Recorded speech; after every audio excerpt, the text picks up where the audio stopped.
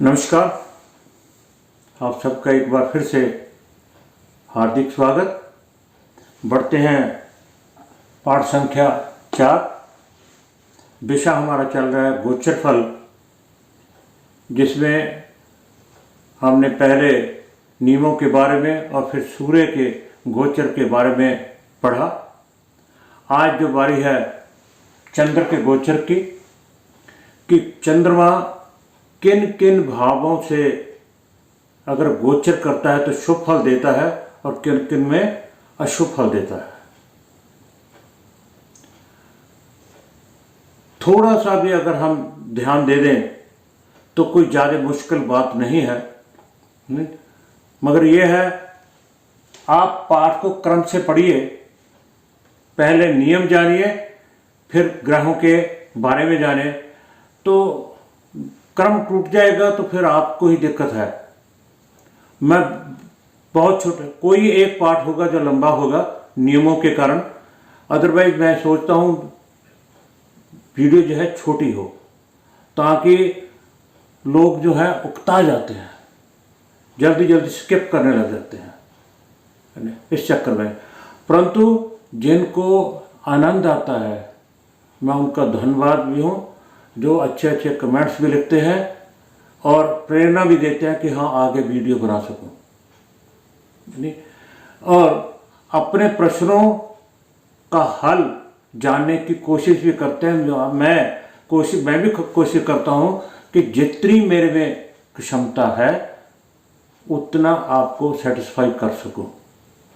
मैं ये नहीं कहता कि मेरा पढ़ाया सफिशिएंट है, मैं बार बार यही कहता हूं कि बाकी जो विद्वानों की पुस्तकें हैं, जो टेक्स्ट बुक्स हैं, मैं हमेशा टेक्स्ट बुक्स का नाम लेता हूँ, है ना, जो यूनिवर्सिटी में कॉलेजों में जो सरकारी हैं, उनमें अच्छे संस्थान हैं, उनमें पढ़ाई जाती हैं, उनका अध्ययन कीजिए।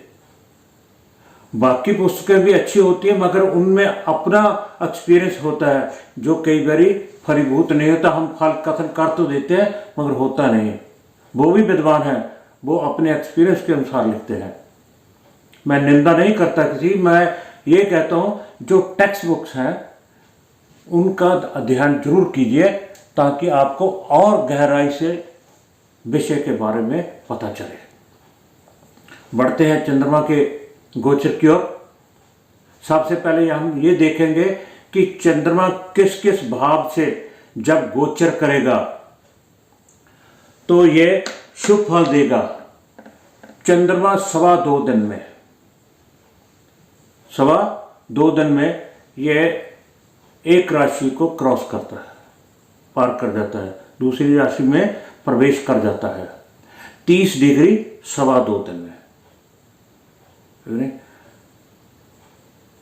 लगभग 54 आवर्स बनते हैं।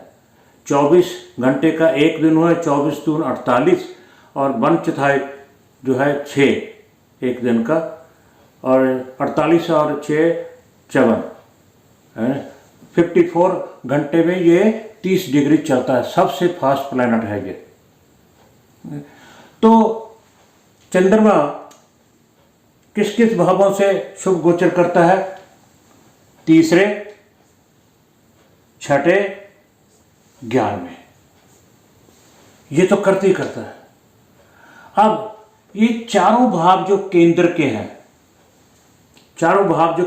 हैं, इनमें से चौथा भाव, ये भाव छोड़कर, क्योंकि यहां का ये कारक भी है, परंतु यहां ये शुभ फल नहीं देता। बाकी कौन से रह गए?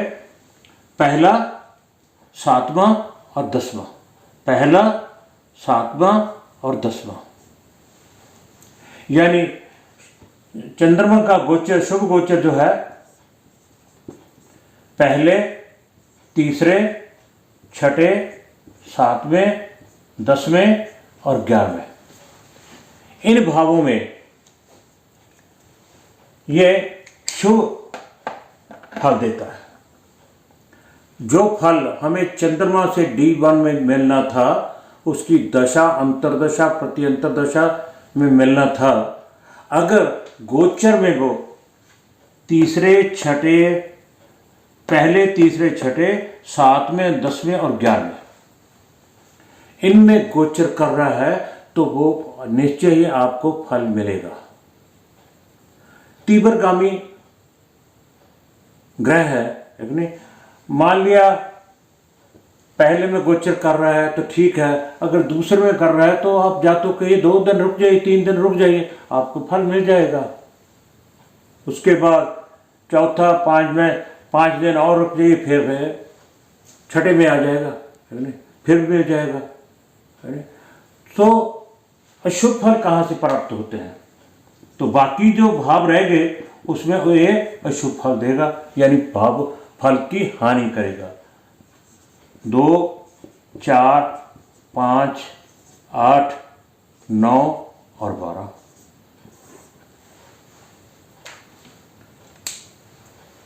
अगर चंद्रमा दूसरे भाव में, चौथे भाव में, 5वें भाव में और 8वें भाव में, 9वें भाव में और 12वें भाव में गोचर कर रहा है तो जो फल आपको प्राप्त होना था वो नहीं होगा। मैं एक बार फिर दोहरा दूं, सूर्य के गोचर के समय भी मैंने लास्ट में कहा था कि ये देखने के बाद कि अगर चंद्रमा पहले, तीसरे, छठे, 7वें, 10वें और 11वें में गोचर कर रहा है, वो फल दे रहा है, परंतु क्या उसका भेद तो नहीं होता? भेद कैसे होता है वो बाद में बात करते हैं। उस भेद के बाद ही फिर विपरीत भेद भी देखते हैं, फिर जाकर बात बनती है।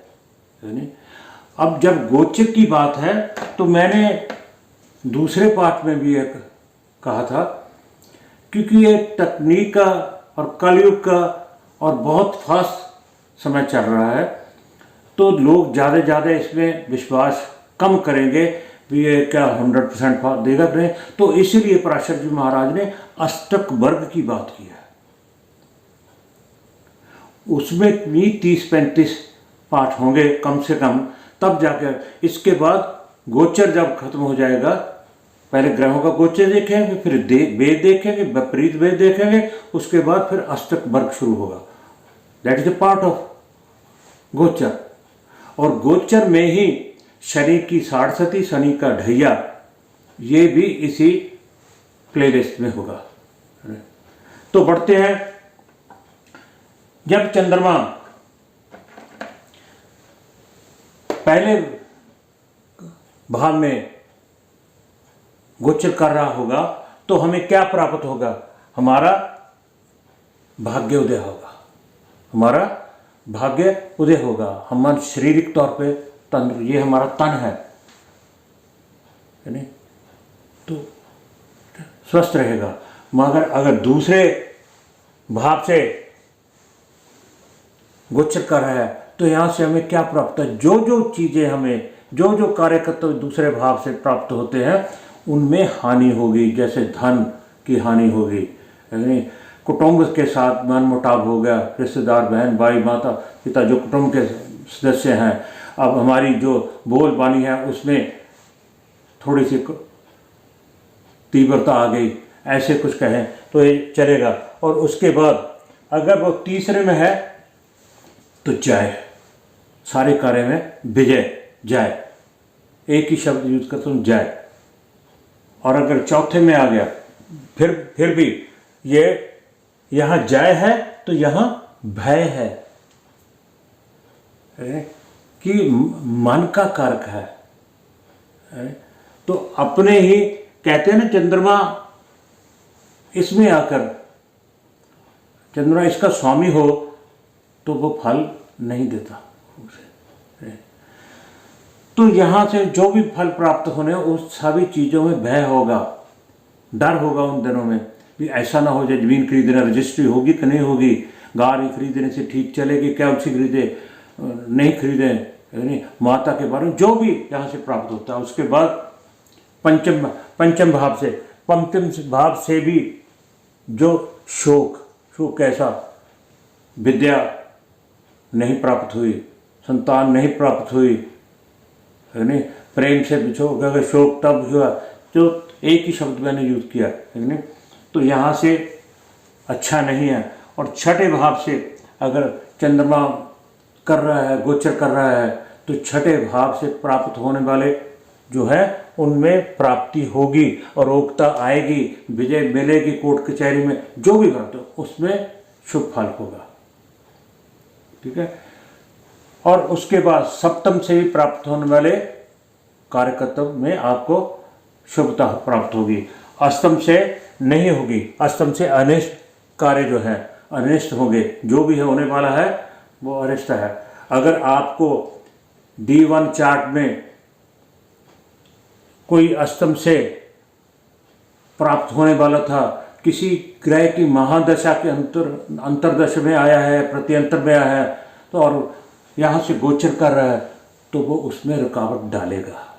दशा महादशा किसी की हो, चंद्रमा इन्वॉल्व हो गया तो वो रुकावट डालेगा ही डालेगा। जो यहाँ से काम होने थे अनिष्ट होंगे ही होंगे। और ऐसे नवे भाव से हम अक्सर कह देते हैं ये भाग्य स्थान में चंद्रमा गोचर कर रहा है तो ऐसे हो जाएगा, वैसे हो जाएगा, जैसे मैं सूर्य में भी बोला था, है नहीं। तो ऐसा कुछ नहीं है, यहाँ से भी हानि होगी, चाहे पिता के स्वास्थ्य में है, चाहे यात्रा में है, चाहे कुछ भी है नहीं। भाग्योदय की है बात करते हैं, तो कुछ भी है। और 10वें से कार्य की सिद्धि होगी, 11वें में लाभ हमें प्राप्त होगा, 12वें में जो है जो उसमें से व्यय जो है आपको मालूम है कि बढ़ेगा ही बढ़ेगा, वृद्धि होगी। यहाँ से लाभ भी होगा, प्रसन्नता भी है, कार्य भी सिद्धि होगी, तो यहाँ पे व्यय बढ़ेंगे तो नेचुरली हानि ही हानि है। तो इस प्रकार हम चंद्रमा के सभी भावों में हमने देखा कि कैसे कैसे वे फल करेगा। तो हमें रखना याद क्या है, जैसे सूर्य में 3, 6, 11 और 10वें भाव में दिग्बली होता है, ऐसे चंद्रमा के 3, 6, 11 भाव और केंद्र के चौथे भाव को छोड़कर जिसका वो कारक है, पहला, 7वां और 10वां। इसलिए पहला, 7वां और 10वां, 3, 6, 11 ये याद हो गए, बाकी 6 तो में तो अशुभ है, शुभ है। तो इस पाठ में इतना ही। अगले पाठ में हम मंगल की बात करेंगे। आप सबका बहुत बहुत धन्यवाद। मैं हर वीडियो में यही रिक्वेस्ट करता हूँ कि मेरी वीडियो को लाइक, शेयर और सब्सक्राइब जरूर कीजिएगा। आपका अति धन्यवाद। 2 बार।